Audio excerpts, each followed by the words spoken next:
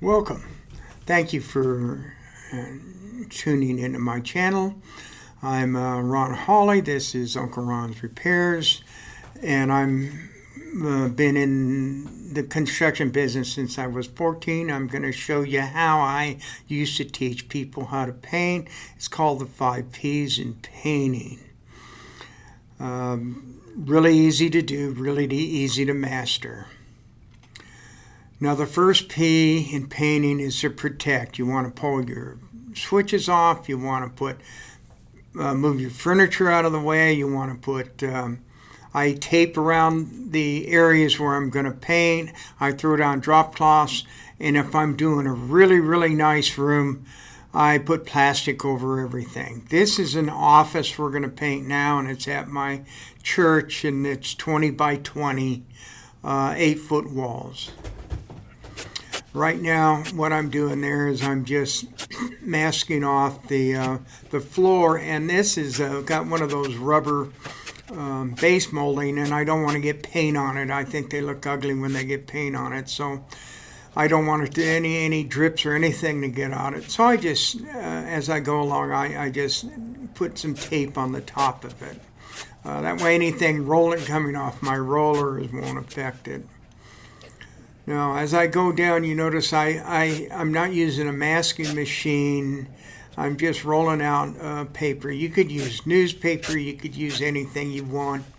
The tape I'm using is contractor grade tape. It lasts for 3 or 4 days before really the glue dries up and you start having a hard time getting it off. So it's something that if I'm going to be on something for one day, that's what I use. Otherwise, I'll use blue tape, which the glue basically doesn't dry very at all, and you can leave it on there for a long period of time and not worry about it. But I'll tell you, I've had painter's tape dry on me. Got stuck on a job that we taped off and couldn't get back to, and we had a devil of a time getting that thing tape cleaned up off the windows and doors and everything we masked off. So this is a good tape, but remember you wanna make sure to get it up and be done within a couple of days. And now I'm gonna paint the doors, so as I'm going along, I'm gonna mask the doors so that I can paint them without getting anything on the carpet. I put a little tape on the edges. Now I'm going to take and put a little bit of paper on the back so it goes underneath the door when it's closed. And so that makes it really easy to paint.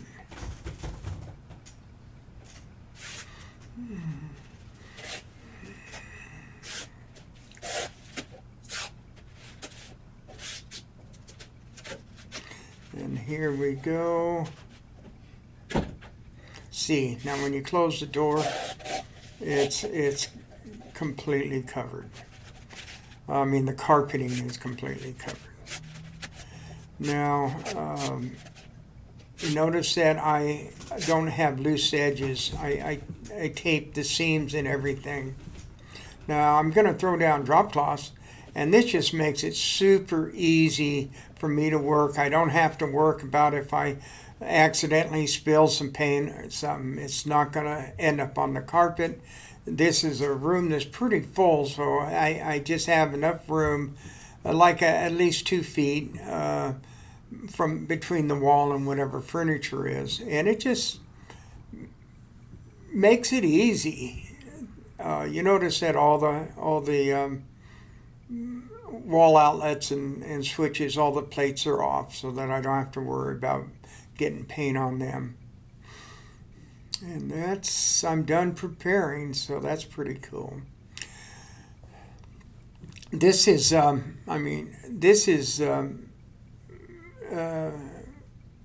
we need to prepare the surface, patch the holes and sand them and fill any defects, and if you got grease or something, you need to wash it off. Now I'll go along and I'll just spackle all the holes, and I usually go over the big holes twice. Now up here, what we're looking at is popcorn ceiling in California. They're real popular. And usually there's all sorts of paint in that little seam between the ceiling and the wall. So I found out that if I take some Kilz spray primer and just shoot it up in that little area, it's the same color when it dries as the ceiling. So it solves that problem. The third rule in painting is to prime. Spot prime everything you patch and fully prime everything that really needs it. These walls are really off color and I have to prime them to try to get back to a decent color. Now you notice I slap my brush. I don't wipe it. I slap it. That holds the paint inside. When you wipe it off, you wipe all the paint off. Now I'm going to paint down there, even though I have tape there, I'm still going to paint down there so that the roller just puts out too much paint, and if you roll down to it, the paint will seep inside and it'll look like you didn't even tape it off. Now I'm going to paint the edge down far enough so that my roller's not going to hit the wall. Now I'm really good at that, but if I'm dealing with people who are rolling and they're really new at it, then I'll paint down further than that. That's just about one brush length is all I do there.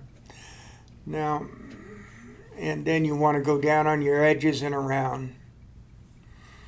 Now we're going to paint. Use a decent quality paint. The really cheap paints are meant for maintenance, paint on apartments, and not for houses. So takes just as much effort, cheap paints. So I've primed the whole place, and now I'm going to go in, and you see I'm painting around everything there. Well, that's the exact same way with the primer. You paint the ceiling. Now you want to make sure that you set your ladder so that when you get up on your ladder, you can reach the last place you did and go a little bit beyond it without stretching. You don't want to stretch. You don't want to go all day long stretching to reach everything. It may work for you for a little while, but after if you're do any large amount of this, you'll hurt your back. Notice I paint around the outlets. Now I didn't paint the floor, and I'll show you why later. I usually do it last when I'm doing finish coat. What you want is a homogeneous surface. You want that whole wall to be wet. You don't want it to be dried spots and then start over again, because it'll be splotchy. Your paint will look splotchy. If you're going to do a project over a course of some days, use blue tape to tape it off and paint from wall to wall. Don't stop in the middle of a wall because it'll show. Now you notice I've got a bucket and there's a screen in there, and I wipe I dip the roller in the bucket of paint and then I wipe off excess, but I'm only going to go about 3 rollers or 2 roller lengths, and we're going to make a big W. Must have been something on the wall. And it'll make a squishy noise. That's the best way to put it. That's what my dad told me when I was 14 years old. It'll make a squishy noise. Don't roll it until it's out of paint. It's a waste of your time. You're not getting any real paint on the wall, and you can just see the difference. Now, notice I roll back on it, and that's just to even the paint out, so there's no possibility of having sags or holidays or anything like that. Now I'm using a roller with a 1/2-inch nap on it because the walls are fairly smooth. They're just stippled. They're no really big texture on it. If you got a really high textured wall, it's probably easier to spray it, but if you've got just a medium texture like a lace or something like that, then you have to use a roller. I usually use a 1 inch or inch and a quarter roller really long hair on it so that it fills in the indents. Okay, now you notice I already painted the corners, so I roll up to them to even it all out.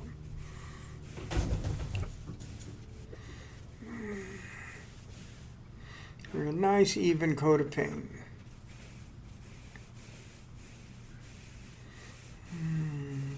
I moved my ladder down to the last place I painted so that I know when I can start. It's just a habit that I formed.